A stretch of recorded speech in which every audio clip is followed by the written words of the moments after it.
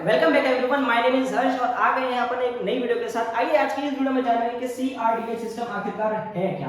देखो, सीआरडीए सिस्टम जो है वो रिप्लेस करके बनाया गया है डीआई सिस्टम से, यानी कि सबसे पहले हमारा जो यूज किया जाता था वो किया जाता था डीआई सिस्टम, यानी कि डायरेक्ट इंजेक्शन सिस्टम।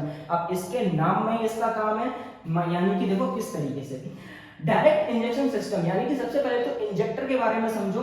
इंजेक्टर जो हमारे पहले यूज किए जाते थे, यानी आज से करीबन 8 से 9 साल पहले यूज किए जाते थे, वो इंजेक्टर होते थे हमारे नीडल वाले इंजेक्टर्स, यानी कि उनमें अंदर होता था स्प्रिंग मैकेनिज्म, जिसमें होता क्या था, उन इंजेक्टर को हमें प्रेस करना पड़ता था, जो कि प्रेस करता था हमारे पंप कौन सा प्रेस करता था, वो होता था हमारा या तो प्लंजर पंप या होता था हमारा रोटरी पंप। ठीक है, देखो प्लंजर पंप में होता था हमारे सारे इंजेक्टर्स जो होते थे, यानी कि मान के चलो 4 इंजेक्टर हैं तो वो चारों इंजेक्टर से इंडिपेंडेंटली कनेक्टेड रहता था। उसकी एक एक पाइप जो होती थी वो कनेक्टेड रहती थी हमारे जो प्लंजर पंप से। ठीक है, लेकिन हमारा जब इससे भी थोड़ा आगे बढ़े तो उसमें जो होता था वो होता था हमारा रोटरी पंप। ठीक है, रोटरी पंप क्या करता था, जस्ट आपने देखा होगा कभी ना कभी, जिस तरीके से मैं आपको कैसे समझाऊं, जिस तरीके से आपने देखा होगा कार का जो एसी होता है वो एक फ्लाईव्हील टाइप का होता है, जिसमें फ्लाईव्हील कुछ इस तरीके से मूव करता है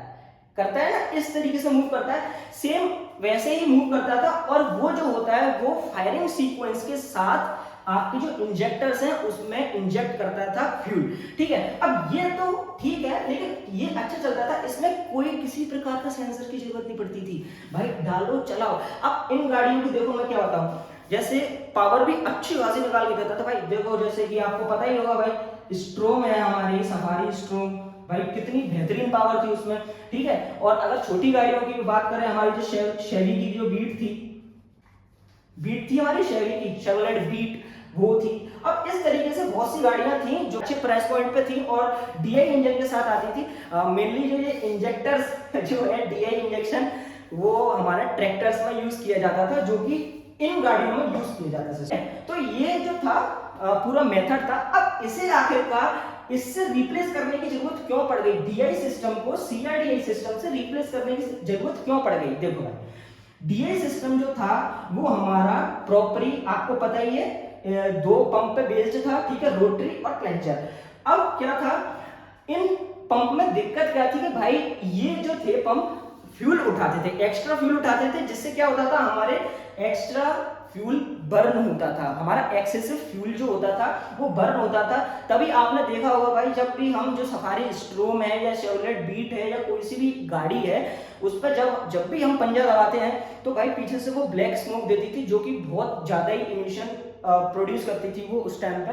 ठीक है, तो इमिशन को कंट्रोल करने के लिए फिर आया था, जब याद हो आपको, BS4 जब आया था तो भाई स्ट्रिक्टली जो थे, वो जो रूल्स थे वो अप्लाई हो चुके थे कि आप अपनी गाड़ी पे कुछ परसेंट जो है वो इमिशन को कम करना पड़ेगा। इसीलिए कंपनियों ने सीआरडीए सिस्टम का जो है वो टंटा अपनाया। अब आखिरकार ये क्या है, तो आगे जानते हैं। डीआई सिस्टम के बारे में हम लोग जान चुके हैं, अब जानते हैं सीआरडीए सिस्टम। तो देखो मेरे दोस्त, सीआरडीए सिस्टम का भी जो काम है वो इसके एक ही जो पॉइंट है, मतलब पॉइंट कह लो या इसके एक वर्ड कह लो, उसी में छुपा हुआ है, वो है इसका रेल।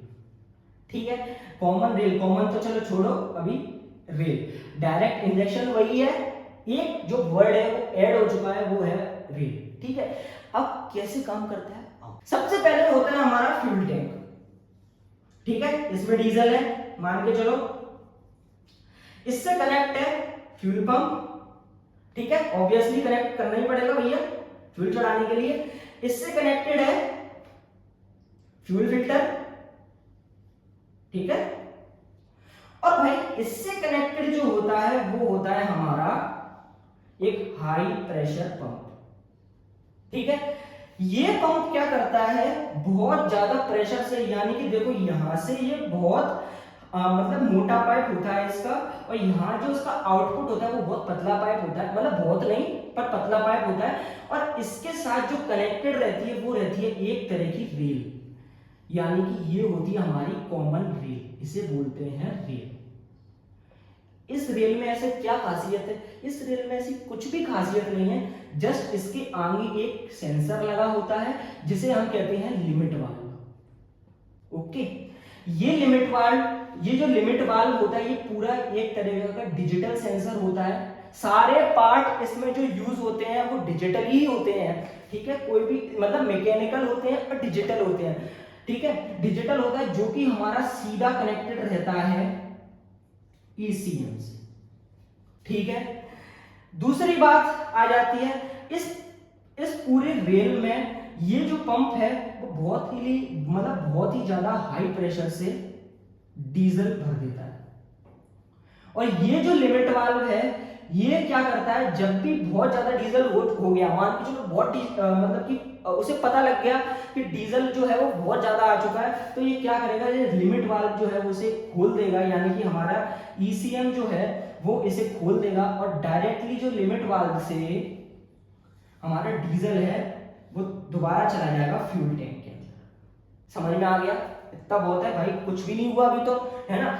अब इस कॉमन रेल से हमारा जो इंजेक्टर्स हैं वो कनेक्टेड रहते हैं, ठीक है।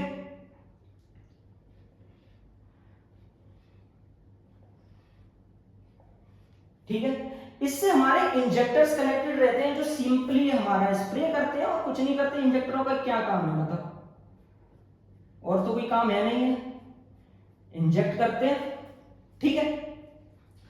अब क्या होता है भाई, जब ये इंजेक्ट करते हैं तब इसमें प्रेशर बनता है, ठीक है, प्रेशर बनता है।